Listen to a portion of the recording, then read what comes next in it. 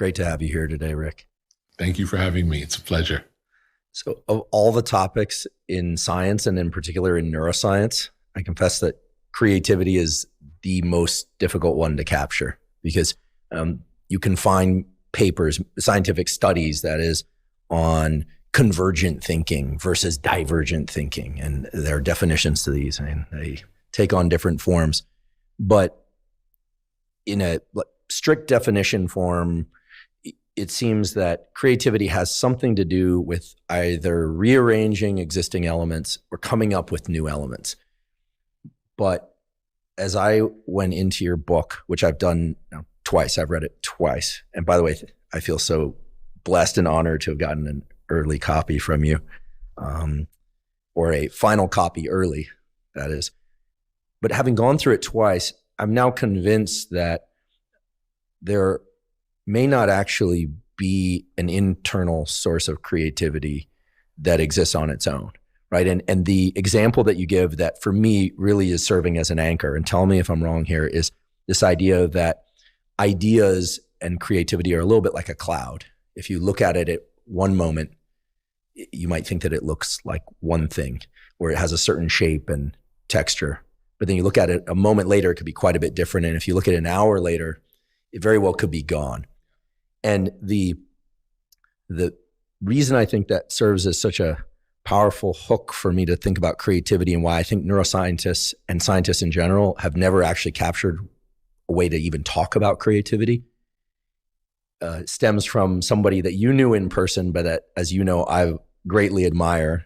I don't have many heroes, but I would put Joe Strummer among the short list of heroes that I have. And I remember once an interview with him, fairly disjointed. He was sort of, off in different tangents that I couldn't follow. But at one point, he just kind of blurted out that if you have an idea, you have to write it down. And you may end up throwing it away, but if you wait, it will be gone. And I remember that, and as a consequence, I have a whole system that I use to try and capture ideas. But what are your thoughts on what Joe said, this cloud idea that comes up in one form in one area of the book, but then I think is thread throughout the book in different ways? How did that come to you, and how does it serve you in trying to, I don't want to say extract, but trying to access creativity? I think the best way to think about it is like a dream. It's like, if you think about your dreams, they don't necessarily make sense.